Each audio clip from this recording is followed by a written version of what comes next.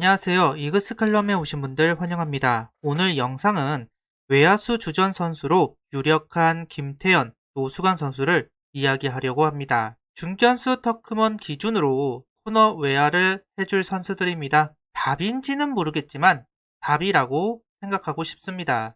칼럼 시작하죠. 한화 이글스 외야는 우주공산입니다. 외야수 주전이다. 한 시즌을 책임질 것이다.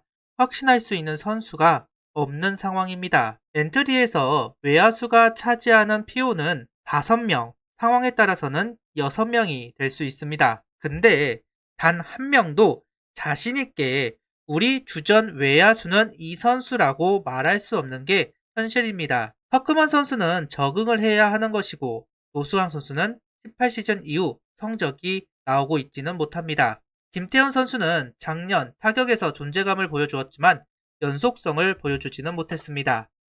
다른 외야수들도 성적이 낮디 낮은데요. 그러다 보니까 답답한 마음이 있습니다. 그래도 구단은 중견수 터크먼, 좌익수 노수광, 우익수 김태현이라는 그림을 그리고 있는 것 같은데요.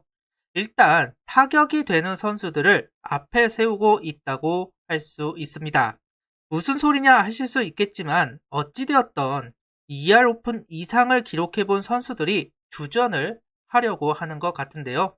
이게 답인지는 모르겠습니다. 답이 되었으면 좋겠습니다. 열심히 횡복 회로를 돌리고 또 돌리자면 가능성이 없어 보이는 것은 아닙니다. 일단 보여준 것은 있으니까요. 근데 왜 이렇게 답답할까요? 선수들을 믿고 할 수 있다 해야 하는데 참 어렵습니다. 그래도 지금 당장은 이 구도보다 좋아 보이는 것이 없습니다.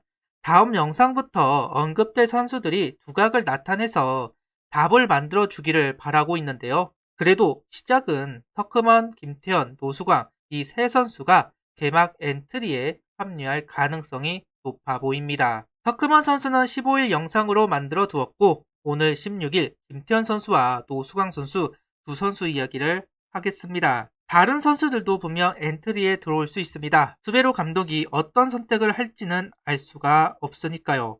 그래도 타격과 수비에서 가능성을 보인 선수를 생각해 봤을 때는 김태현, 노수광에게 먼저 기회가 갈 것은 분명해 보입니다. 일단 이 그림이 통할지 안 통할지부터 보고 그 다음을 테스트할 것 같네요. 먼저 노수광 선수부터 하겠습니다. 21시즌 노수광 선수에게 실망하신 분들 많으리라 생각합니다. 리빌딩을 하면서 베테랑들이 중심을 잡아주어야만 어린 선수들이 우왕좌왕하지 않고 성장할 수 있습니다.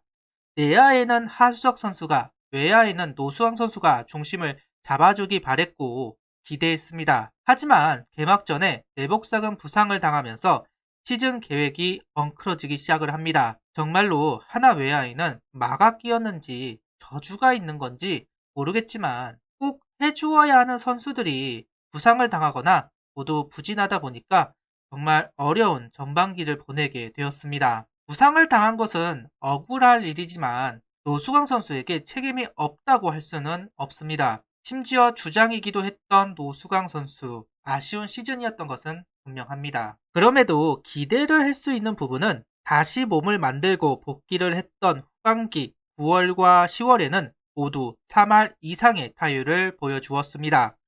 출루율도 4할에 가까운 성적을 보여주기도 하였는데요. 이래서 더 안타깝습니다. 부상으로 인해 반등할 수도 있었던 노수왕 선수가 나락으로 가게 되었기 때문인데요. 이 부분은 팀에게도 엄청난 피해를 주었던 것도 사실이죠. 아쉬운 대목입니다. 특히 노수광 선수가 2번이든 8번이든 라인업에 있을 때 팀 타선이 살아나는 것을 보면 이번 시즌도 노수광 선수가 필요한 것은 분명합니다. 제발 부상당하지 말고 완주합시다. 다음은 김태현 선수입니다. 지난주 구단은 김태현 선수를 외양 고정시키겠다 이야기를 했습니다. 지극히 개인적인 마음으로는 시기상조라고 생각은 합니다. 타격이 어느 정도 완숙의 단계에 들어갔을 때 외야로 가기를 바랬는데요. 외부 요인으로 타격이 영향을 받지 않을 때 외야로 가는 게 맞다고 생각을 했기 때문입니다. 근데 그만큼 외야가 급하고 변우혁이라는 카드를 활용하고 싶다는 것으로 받아들였습니다. 22시즌에 외야로 나갈 때는 큰 부담이 없었을 겁니다. 잠깐 하는 거기도 하고 팀 성적과 관련이 없다 보니까 부담은 없었겠지만 22시즌은 다르겠죠. 실수 하나하나가 크게 다가올 겁니다. 기본적인 수비만 하면 되지 않을까 이렇게 이야기하실 수도 있지만 그럼에도 부담감은 클 거라고 보는데요. 걱정이기는 하네요. 몇 달에서 될 게 아닌데 하는 생각이 있습니다. 그럼에도 김태현 선수를 생각하면 생각할수록 대단합니다. 1군에 못 올라왔던 선수이고 보여줬던 성적이 없다 보니까 상무에서 떨어졌습니다. 그리고 군대에 가게 되었죠. 군대에서 복귀해서는 53경기를 출장했고 타율이 3할 1리로 가능성을 보여주었습니다. 그러면서도 4할에 가까운 출루율까지 지금은 폼을 조금 수정했다고 하는데요. 22시즌, 21시즌에 보여줬던 모습을 이어가게 될지 정말로 궁금해집니다. 다만 걱정이 되는 부분은 8월에 4할의 타율이었지만 9월과 10월에는 2할 5푼대 부상을 당하고 엔터리 말소 후 페이스가 떨어졌습니다. 김태현 선수는 체력이 떨어졌다고 합니다. 군대에서 한다고 했지만 모자람이 있었던 것 같다는 이야기를 하고 있는데요. 이런 상황에서 외야 전향까지 했으니 우려가 되는 부분도 있습니다. 잘 적응하기를 바라겠습니다. 체력도 많이 길러두어야겠죠. 노수광 선수, 김태현 선수 두 선수 다 기대도 있고 우려도 있습니다. 그럼에도 한화가 성적을 내기 위해서는 두 선수의 활약이 꼭 필요하다는 생각을 합니다. 노수광 선수에게는 마지막 기회가, 김태현 선수에게는 첫 번째 기회가 22시즌에 찾아옵니다. 우주공산인 한화 외야진의 주인공이 되기를 바랍니다. 그래야만 한화에게도 희망이 있을 겁니다. 감독, 코치, 선수들 모두 이번 시즌은 이기고 싶다고 합니다. 이기기 위해서는 외야수들의 힘이 필요합니다. 원래 수비보다 타격이 강한 선수들이 외야에 포진되기 마련인데요. 그동안 하나는 그런 외야진을 가질 수 없었습니다.